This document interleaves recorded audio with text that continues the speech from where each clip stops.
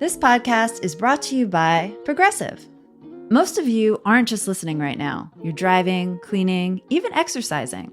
But what if you could be saving money by switching to Progressive? Drivers who save by switching save nearly $750 on average, and auto customers qualify for an average of 7 discounts. Multitask right now. Quote today at Progressive.com. Progressive Casualty Insurance Company and Affiliates. National average 12-month savings of $744 by new customers surveyed who save with Progressive between June 2022 and May 2023. Potential savings will vary. Discounts not available in all states and situations. This episode is brought to you by Shopify.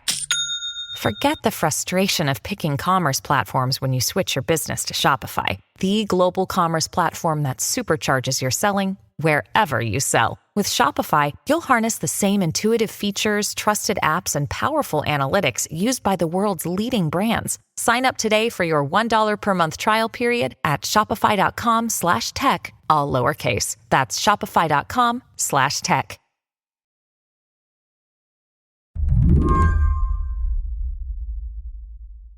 Take a ride through Northern Virginia these days, and you might notice a very specific kind of building.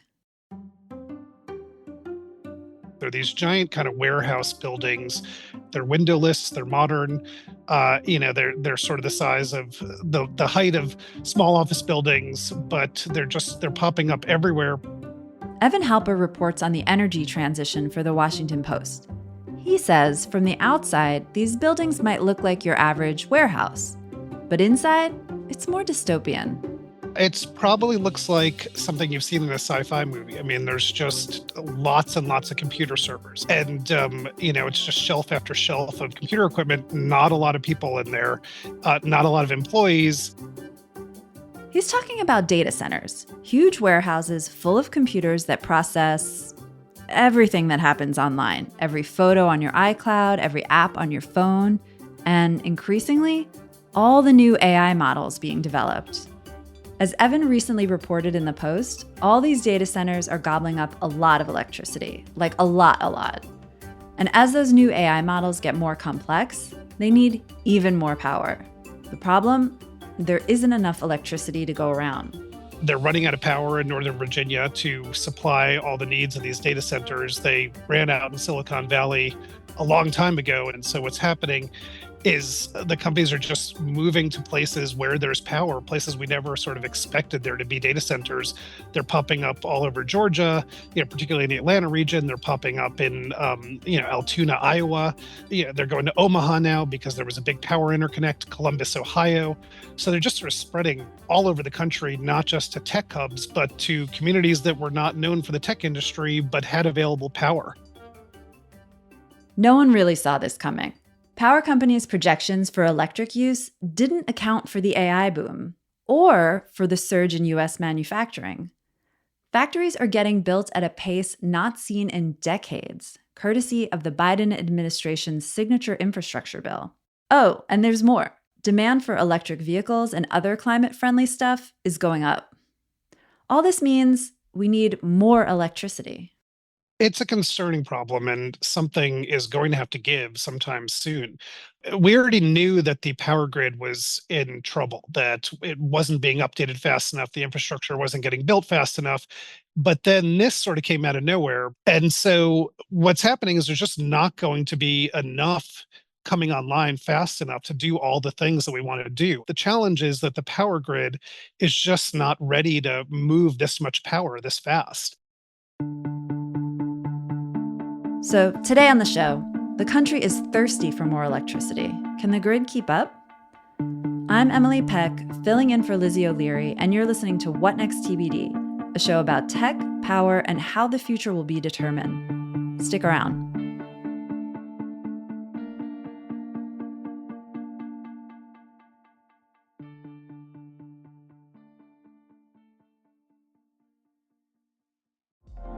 Apple Card is the perfect cashback rewards credit card. You earn up to 3% daily cash on every purchase every day. That's 3% on your favorite products at Apple, 2% on all other Apple Card with Apple Pay purchases, and 1% on anything you buy with your titanium Apple Card or virtual card number. Visit apple.co/card calculator to see how much you can earn. Apple Card issued by Goldman Sachs Bank, USA, Salt Lake City branch. Subject to credit approval. Terms apply. This podcast is brought to you by Progressive Insurance. Most of you listening right now are probably multitasking. Yep, while you're listening, you're probably also driving, cleaning, exercising, or maybe even grocery shopping. But if you're not some kind of moving vehicle, there's something else you can be doing right now. Getting an auto quote from Progressive Insurance. It's easy, and you could save money by doing it right from your phone. Drivers who save by switching to Progressive save nearly $750 on average, and auto customers qualify for an average of 7 discounts. Discounts for having multiple vehicles on your policy, being a homeowner, and more.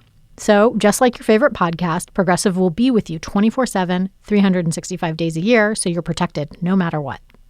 Multitask right now. Quote your car insurance at Progressive.com to join over 28 million drivers who trust Progressive. Progressive Casualty Insurance Company and Affiliates. National average 12-month savings of $744 by new customers surveyed who saved with Progressive between June 2022 and May 2023. Potential savings will vary. Discounts not available in all states and situations. I want to just dig into electricity demand some more because, electricity demand in the US was steadily increasing from like 1989 to I think around 2007. And then from 2007 on, electricity demand in the US was, relatively flat. Why was that? A lot of it has to do with efficiency. The level at which we've been able to make appliances and the things we use have become a lot more efficient. And so even as population grows, the amount of energy it takes to run an air conditioner or run a heating system or run a dishwasher just keeps going down and down as products become more efficient. And so that was a big part of it. And then there was also the issue of globalization. And a lot of manufacturing that used to happen in this country stopped happening in this country for a while. And you can't discount how much energy the industry requires, to run a cement plant or to make electric batteries or to do any of these big heavy industry things. It just takes an immense amount of electricity. And so as we offshored a lot of that stuff to other countries, we weren't needing as much energy as we had during periods when there were manufacturing booms in the US. So now electricity demand it's booming, and there's a few reasons for that. There are the data centers, of course. Why are we seeing so many data centers? Does it have anything to do with like pandemic driven demand from remote work and streaming and cloud? It's a lot of factors. I think people do assume a lot of this is just so there can be more pet videos and people can use TikTok and stream Netflix, and that is all related. I mean, these things do take data, but we've been doing those things for a while and doing quite a lot of it, before the pandemic and into the pandemic. But this demand that we wrote about recently, this real surge, it really only shown itself in the last 6 to 9 months, and a lot of that is driven when it comes to data centers by artificial intelligence. That industry is just developing so much more rapidly than even the tech companies expected it to, and this kind of arms race to as quickly develop artificial intelligence as possible. I mean, it has all kinds of implications. There's also concern that if we don't build these data centers and take control of this industry, a rival can. Russia can, or China can. China has lots of hydropower, and that's a concern too. So no one's really working too hard to slow down the development of this, but it just takes an immense amount of power as the artificial intelligence functions become more sophisticated. So if we can just like get nerdy a little bit or like dig into that, I mean, why do these centers use so much electricity? What is the electricity doing and powering? So when you want to do these kind of artificial intelligence supercomputing exercises, and you want artificial intelligence to sort of perform at the level of that goes beyond genius. So they say artificial intelligence is already kind of performing at like an IQ level equivalent to like Albert Einstein. And it takes just a ton of computing power to make a computer that smart and do all those things that smart, just the data and the speed that's needed. And it takes an immense amount of power to bring all that data in. And I'm not a tech reporter or computer scientist by any means, but the way it's been explained to me is that as these applications become ever more sophisticated, they just require more and more horsepower, computing horsepower. Okay. And so, besides AI, the second big reason for the increase in demand for power is manufacturing. And this is a lot of it's coming from the Biden administration and the Inflation Reduction Act and some other legislation. And I know at Axios, I've covered sort of the boom in building factories right now, all these factories coming online to do all this different kind of stuff. I guess what I'm asking is, what is the scale now of manufacturing that we're seeing in the US? How is that impacting the power grid? And what kind of products are these factories producing? So the boom in manufacturing is having a big impact on the outlook for the grid. Since the Inflation Reduction Act was passed, the Biden administration says 200 factories have been announced, 200 new factories. And these factories, we haven't had a building boom of factories like this in decades, and so that boom was driven in large part by these subsidies in the Inflation Reduction Act. We wanted to bring all these products that were being made in China and other places abroad back to the US, in part to spur the economy and give the US some more control over these supply chains, but also, for national security reasons. As we're going through this energy transition and we're more and more reliant on solar panels, on batteries for our cars, on heat pumps, on all these things that involve electrification, and green energy. The worry is that if we don't control these supply chains and we don't make these things here, we may not be able to get these products later, or we may not be able to have control over the prices. And so you're just seeing this boom in factories making everything from like industrial batteries that help store solar energy for power plants, to car batteries, to solar panels, to components for wind farms. And these are all things, I mean, if you're going to make solar panels, it takes multiple plants. It's not just, one plant, but like everything else we're talking about, it takes a lot of energy to make this stuff. And, that's where the tension is. And so it's not just the factories and the plants demanding so much power. It's people like me in our homes trying to be environmentally conscious, switching to more electric products, right? Like electric stoves, cars, heating systems. Is that having an impact also on the surging demand? It's having an impact, but it had been baked in. It was Hmm. assumed we were all going to be transitioning over to electric vehicles sometime in, the 2030s or early 2040s. The plan was to make the power grid carbon neutral in sometime in the 2030s also. So these were all sort of planned and expected, and it was looking like it was going to be a big challenge to get the power grid ready for all these things. But it seemed not an insurmountable challenge. As soon as all of this need from the tech industry, coupled with all of this manufacturing that just a few years ago we didn't expect to Mm. come back here, happening at the same time, what it means is that the power we thought was going to be there for all of us to make this transition seamlessly is going to be kind of harder to come by. And it could mean uh, that if you get an electric vehicle, for example, it's great. You're driving an electric vehicle, it's zero emissions, but it may take much longer than we'd anticipated for that electric vehicle to actually be powered by solar power from your utility. And the utility, because they're short on power, may be seeking permits from regulators to open more gas plants, and in a lot of cases, even coal plants. And so you may be running the electric vehicle, which is great, but the power that's juicing it is coal or gas instead of solar.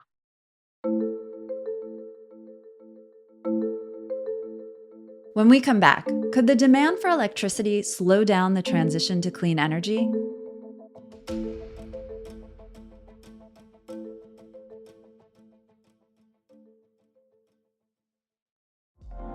Apple Card is the perfect cashback rewards credit card.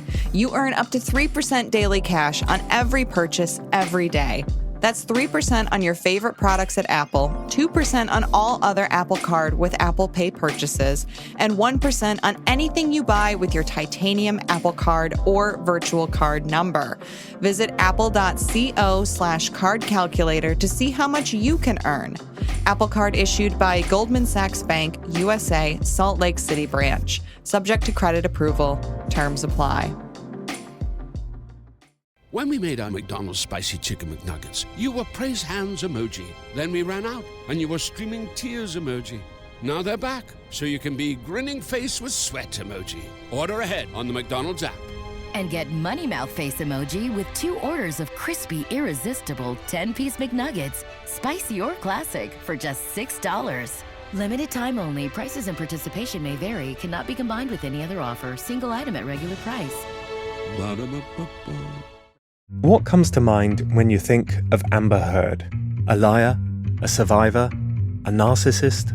The trial of Depp v. Heard was a global phenomenon, but I want to know, was it a fair fight? I'm Alexi Mostrous, the host of Sweet Bobby and Hoaxed. In my new podcast, I'm investigating whether Amber Heard was the victim of an organised trolling campaign. The entire series is now available to binge wherever you get your podcasts. Just search for Who Trolled Amber.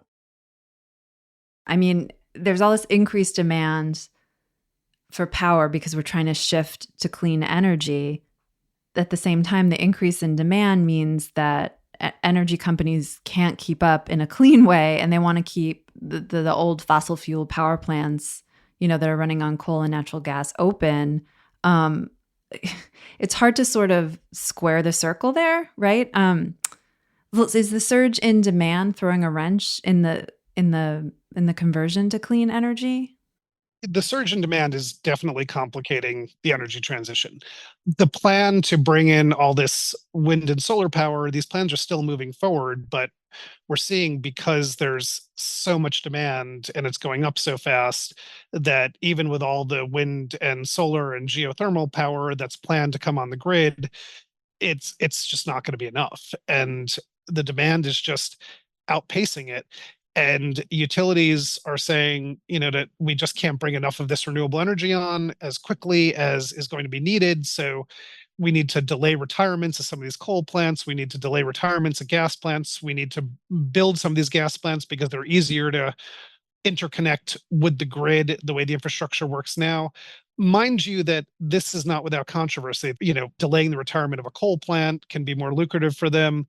And so there is suspicion that, are the utilities using this moment to just say, we need to keep all this fossil fuel generation online, when there's questions about how true that really is. And so this is playing out in a lot of states. There are just fights going on about the extent to which utilities should be allowed to keep on this fossil generation, and the extent to which they should be nudged to work harder to bring more renewable energy on quicker, even as this surge in demand for electricity plays out.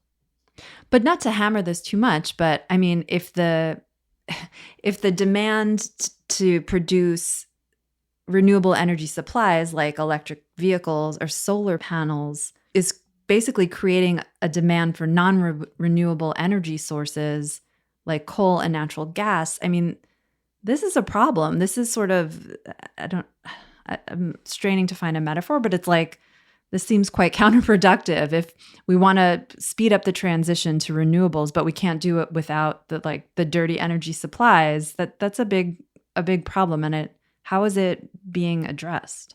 It's a really complicated puzzle. And what you're seeing happen is companies that maybe they're making clean tech, they're making the batteries and the solar panels and the electric vehicles, and even the tech companies that are, building these big data centers, they'll say, we're running on zero emissions power. We understand that we're part of the energy transition, and we're making sure that all the power that we're using is zero emissions. And that sounds great, of course, but there's a finite supply of zero emissions power available. So even if Microsoft claims it for this data center, if a data center is taking up the equivalent of energy that it takes to power 80,000 homes, and then those 80,000 homes can't get access to renewable energy because Microsoft claimed it and there's just not that much on their local grid or not enough for everyone, they wind up using the gas plant. So when you step back and look at the big picture, the fact is there's just there's a limited supply. There's a big supply, but it's limited of renewable energy out there. So,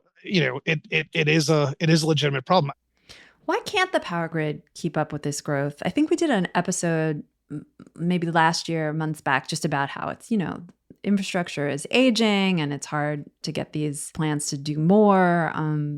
Is that why the power grid can't keep up with this? Why we don't have enough energy to meet the demand? Yeah. Well, what's happening is we're just not building transmission lines and transfer stations at the pace we were before. Some of it is related to supply chains and challenges getting the needed supplies, but a lot of it is really just about the permitting. So federal regulators don't have much authority to just say we're putting a power line here and it's got to go through these 3 states and we're going to use eminent domain and that's going to be that. It goes down to the states. And the power grid it's really interconnected regional grids.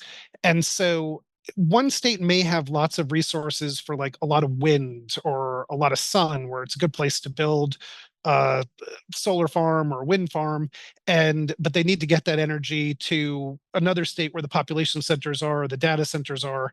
And then the states wind up getting into these big fights about, okay, who's going to pay for this transmission? How's it going to work out? Is the company going to pay? Why are these lines going through, this rancher's property? He doesn't want these things there. And so there's just all of these fights. Evan says another big issue is the environmental review system. Right now, landowners can file lawsuits that take decades to resolve, which then drags out the process of building new infrastructure even more. And so what you're hearing right now on Capitol Hill is this big debate about permitting reform. And that's exactly what I'm talking about. Okay, so can you change the environmental review process so the lawsuits can't drag on for 14 years? And it all sounds great. And every lawmaker you talk to will say, we're all for permitting reform. When it gets down to it, this means changing the rules and giving landowners and voters less recourse and less say in where these power lines go. And that's politically fraught. So yes, the infrastructure is aging, and the reason it's aging is because there's just so many fights over any proposal to build these new power lines. They're really hard to get built. It's just like another real estate horrible story in the United States because everything is so local and all these little fights happen at the state level and the local level. Like in an ideal world, you'd have the federal government coming in and sort of planning this stuff out better, right? Especially considering all the money at stake at the federal level. Yeah, I mean, that's the way they do it in some other countries.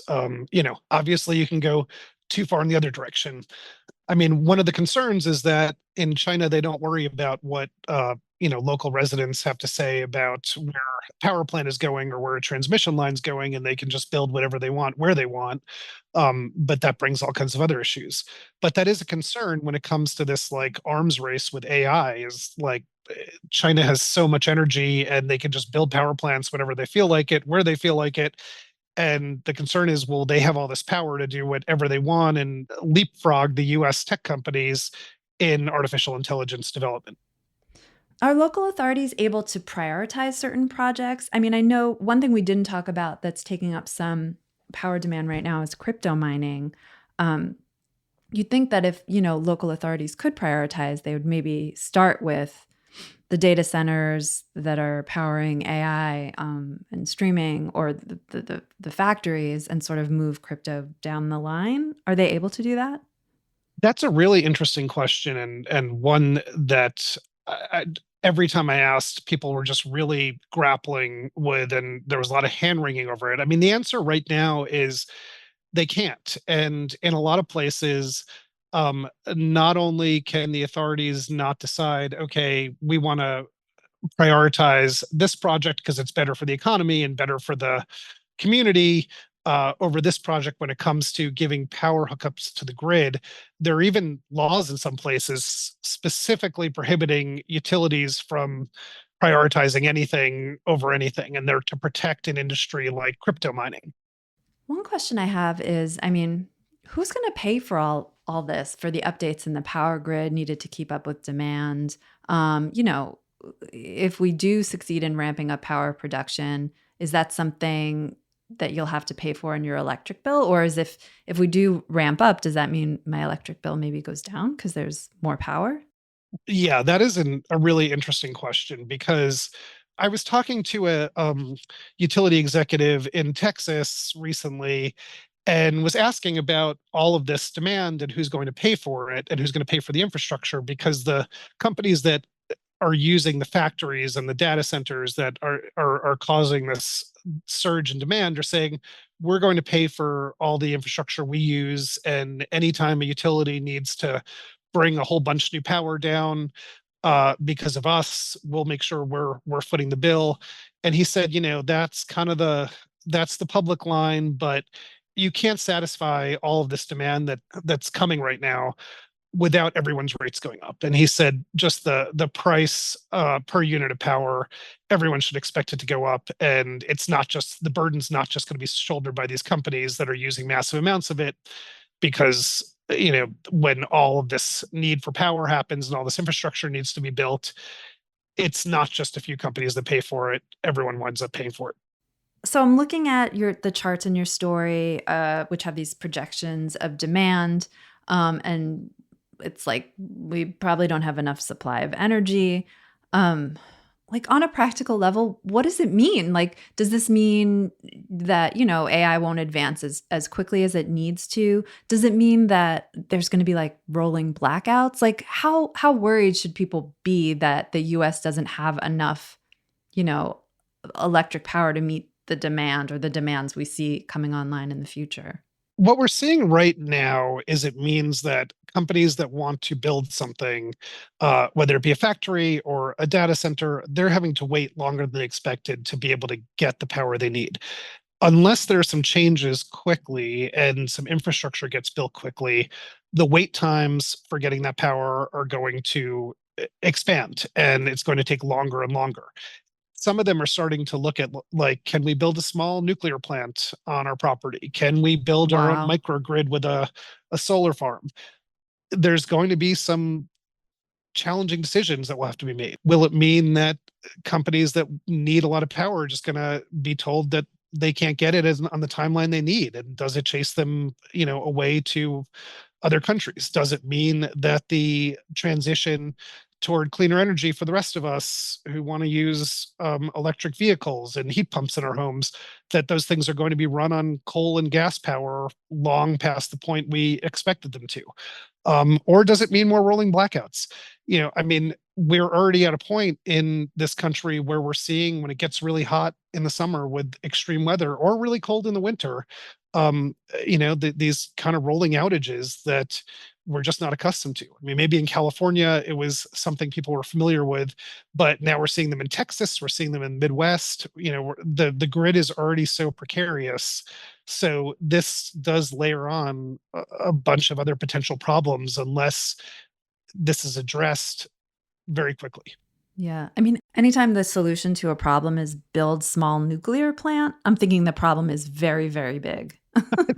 Yeah, I think that's an astute point.